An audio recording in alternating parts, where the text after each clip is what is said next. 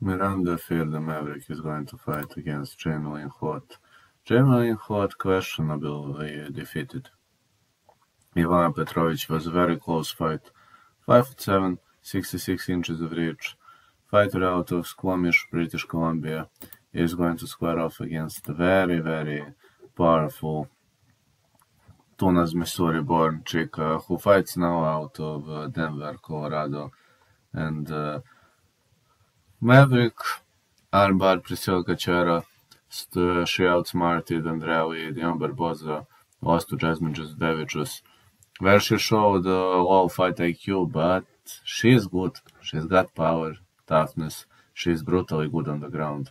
Losses to Macy Barber and Darren Blankfield are losses to the top tier fighters of the division, and she's got victories over Pearl Gonzalez, Dana Bennett.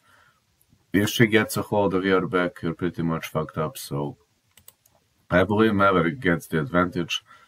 But Hoth could grind her way to a decision win too, so I'm gonna say over 1.5, but I have a high level of confidence in Miranda to win.